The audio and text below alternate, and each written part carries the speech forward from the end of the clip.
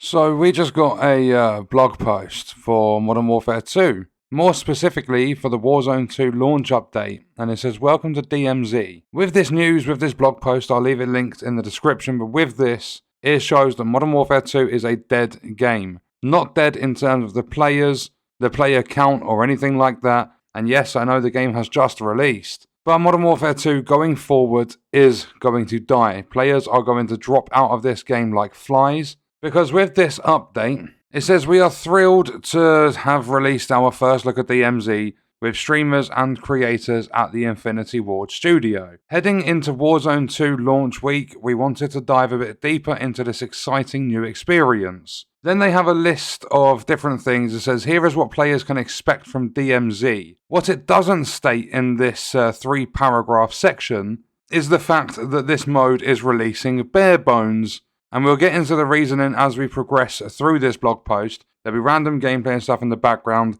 As I said, you want to read it for yourself, it's linked in the description. But it says DMZ is a dangerous, diverse, and deep open world experience. It's not deep, that is a straight up lie. Where players can choose their level of intensity. Even in its earliest form, the DMZ experience is built for the most hardcore completionists. You'll have faction missions, contracts, world events, stocking up the stash, helping out other squads or causing chaos, breaking open locked areas, and much more. This living world has plenty to conquer on day one. That is them trying to... they're basically in denial. They're trying to prove it to themselves that there's lots of stuff in the DMZ. But there isn't. This sandbox mode is where players of all skill levels... Hold up. It's built for the most hardcore completionists, but it's designed for players of all skill levels. So have you designed it for everyone, or have you built it for the most hardcore completionists? Make your mind up. But it's where players of all skill levels can choose their own way to play and win. The goal is to loot up and get out alive. It's about exploring an active world of AQ forces and enemy operators, completing missions and objectives,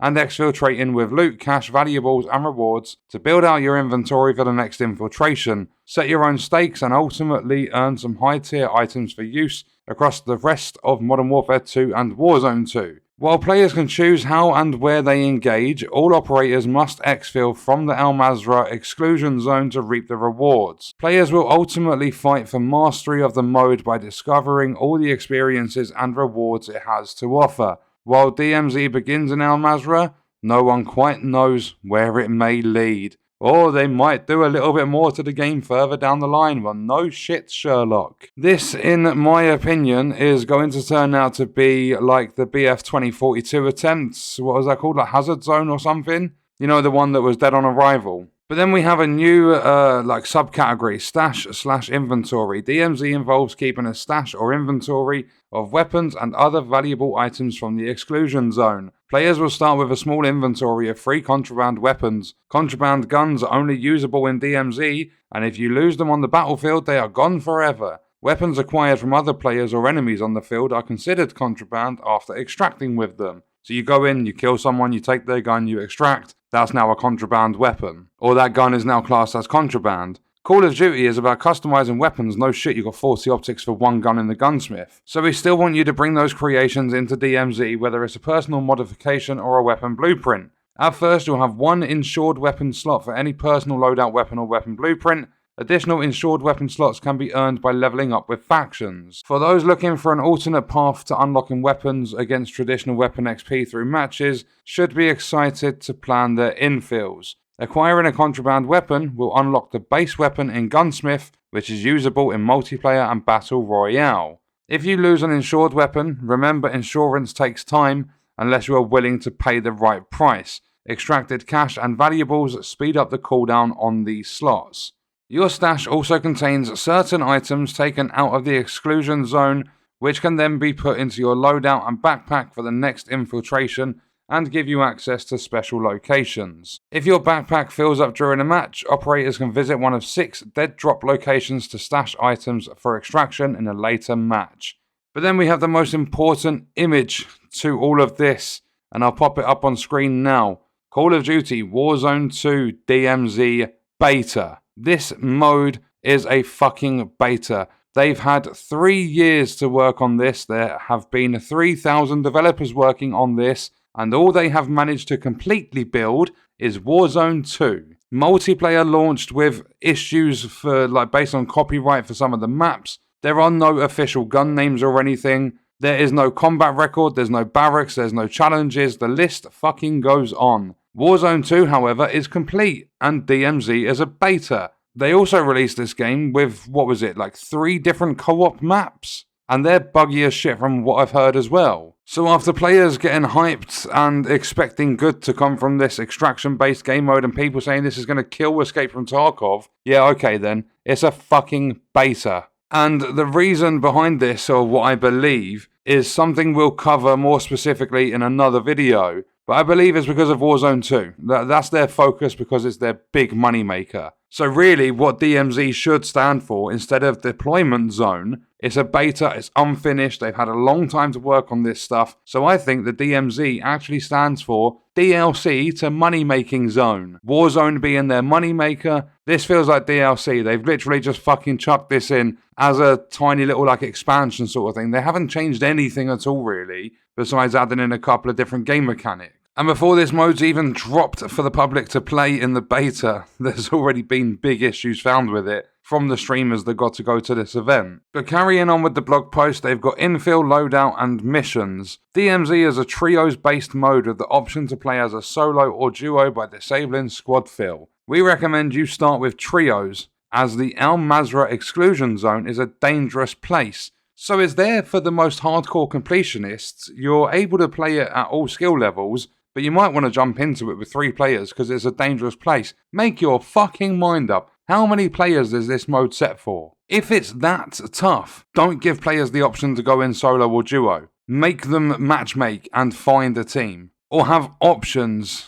Or do something like that. You have to make your mind up. You can't just say it's for players of all skill levels, for the most hardcore completionists, but fuck me, it's really dangerous. So you might want to start as a trio. I think it should have been set up so that you have the different options available, like how you have with Warzone. You've got your solos, your duos, your trios, and then if they don't want to do squads, don't do squads. I don't think you should disable squad fill and be able to go in as one player in a game that's based on trios, because then it actually takes out of all skill levels, because if you don't have a high skill level, you're going to need to play in a trio, and if you can't communicate, it's going to be fucking difficult. And they carry on to say, to teach you how to play and give you those first rewards of DMZ, you accept faction missions. These are from our world's most powerful PMC groups, the Legion, White Lotus, and Black Mouse, I'm going to call it. I don't give a fuck how you say it. With the Legion being your starting faction and the other 2 unlocked by completing other faction missions. By completing a certain number of them, you can advance up a faction's mission tiers. These missions offer significant challenges coupled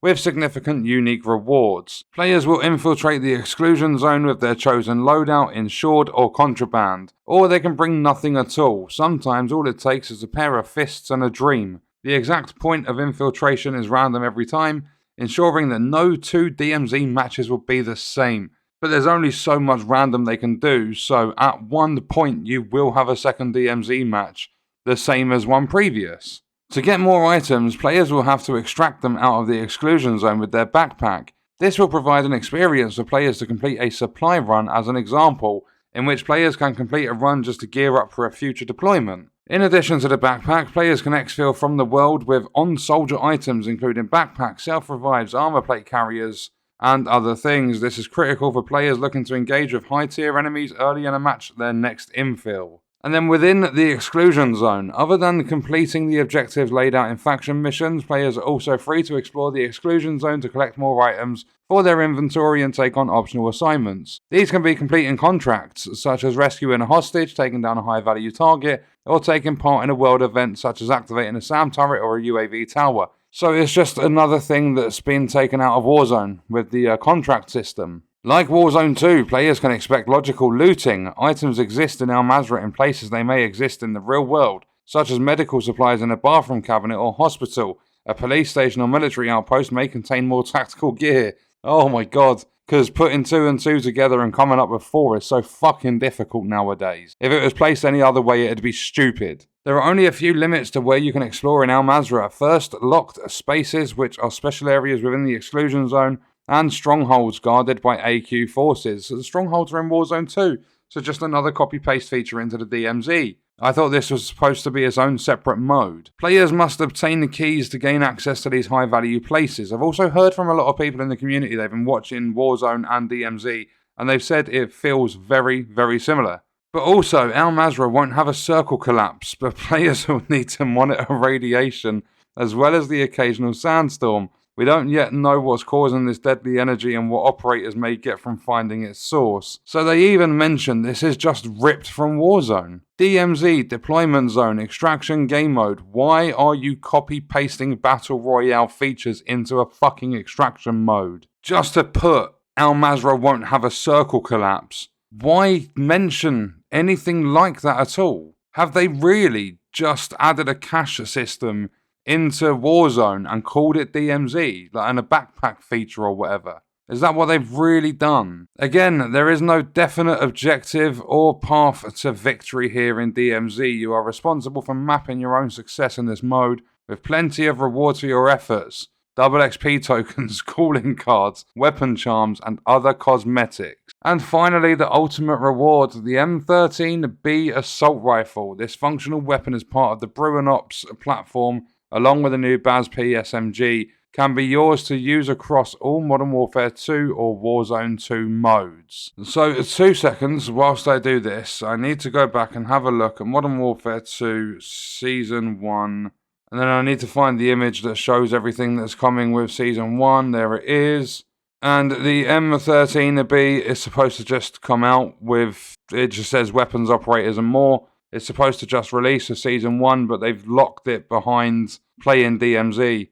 It's the ultimate reward for playing it. And then we have Exfil. Winning is determined by the player's choices and the consequences that follow, but ultimately exfilling from the exclusion zone is your main objective in each match. Part of DMZ's design is to make every match matter. Anything you get in DMZ that's in your loadout or backpack is lost upon death. Players still can be revived by their squad mates even after dying, although that will take longer than the usual downed revive, but if everyone drops, all that precious loot gets dropped too. The only exceptions are insured weapons, which are a part of your stash. So basically, when you get your most favourite weapon, don't forget to insure it so that you don't actually lose it when you die.